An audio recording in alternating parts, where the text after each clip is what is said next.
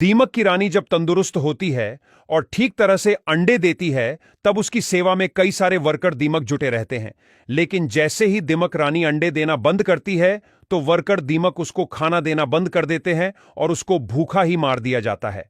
लेकिन ऐसा क्यों? जिस रानी ने सबको जीवन दिया, उस रानी को मौत की सजा क्यों दी जाती है?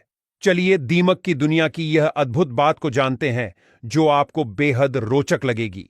बात कुछ यहां से शुरू होती है कि दीमक की कॉलोनी में एक रानी दीमक होती है, जिसका कद मोटा और भद्दा होता है। यह रानी की लंबाई 2 इंच से भी ज्यादा होती है और रानी एक विशेष कमरे में ही रहती है, जो बड़ा और गोल होता है। फिर भी यह रानी दीमक पूरी कॉलोनी की मां होती है और सब दीमक उसकी दिन रात सेवा करते रहते हैं। आमतौर पर कॉलोनी की दूसरी दीमक 1 से 2 साल तक जीवित रहती है, जबकि रानी दीमक आमतौर पर 15 से 20 साल तक जीवित रहती है और उसका सिर्फ एक ही उद्देश्य होता है, दिन रात अंडे देना। इस रानी दीमक के साथ राजा दीमक भी सदा उसके साथ रहता है, लेकिन वह रानी से साइज में थोड़ा छोटा होता है और उसका मुख्य काम रानी के साथ मिलन करना होता है। रानी दीमक का काम सिर्फ अंडे देने का होता है। वैज्ञानिक संशोधन से पता चला है कि वह 1 मिनट में 60 अंडे देती है, मतलब कि एक दिन के 86,000 अंडे देती है। जरा सोचिए, पूरे 15 साल के दौरान यह रानी कितने अंडे देती होगी।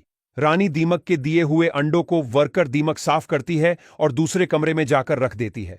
यह कमरा खास अंडों के लिए ही बना होता है और अंडों से बच्चे बाहर आने में 30 दिन से लेकर 90 दिनों तक का समय लग सकता है। क्या आपको पता है, रानी दीमक का मुंह इतना छोटा होता है कि ठीक से दिखता भी नहीं, और रानी दीमक खुद से खाना तक नहीं खा सकती।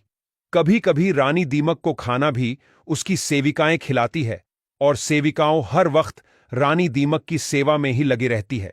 वह रानी को खाना खिलाती है, उसकी मालिश करती है और रानी दीमक की सब जरूरियातों का ख्याल रखती है।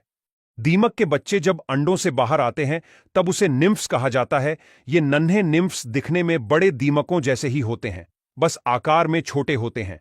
शुरुआत में ये सभी निम्फ्स एक जैसे ही होते हैं, लेकिन उनका भविष्य इस बात पर निर्भर करता है कि उन्हें क्या खिलाया जाता है। यह निम्फ्स अपने खुराक के हिसाब से वह रानी, राजा, वर्कर या सैनिक दीमक बनते हैं। निम्फ्स को अगर वर्कर या सैनिक दीमक बनना हो तो उसका भोजन सिंपल तरह का दिया जाता है, और रानी या राजा दीमक बनना हो तो उसको विशेष प्रकार का भोजन और मालिश दी जाती है, जिसके कारण सभी निम्फ्स का शरीर आगे जाके अलग अलग तरह का बनने लगता है। अगर रानी दीमक बीमार हो जाती है या ठीक तरह से अंडे नहीं देती, तब सेविकाएं इस स्थिति को समझती हैं और तुरंत हरकत में आ जाती हैं। वे रानी को विशेष भोजन देने लगती हैं ताकि वह फिर से अधिक अंडे देने लगे। लेकिन अगर रानी दीमक पूरी तरह से अंडे देना बंद कर देती है, तो सेविकाएं उसको खाना देना बंद कर देती है और उसे भूख से तड़पकर मरने के लिए छोड़ देती है। क्योंकि रानी दीमक अंडे नहीं देती, तो रानी उसके किसी काम की नहीं रहती। यही कॉलोनी का नियम है। फिर कॉलोनी में से एक और तंदुरुस्त दीमक को चुनकर उसको विशेष भोजन देने लगते हैं, जिससे वह रानी बने और अंडे देने की प्रक्रिया फिर से शुरू हो सके।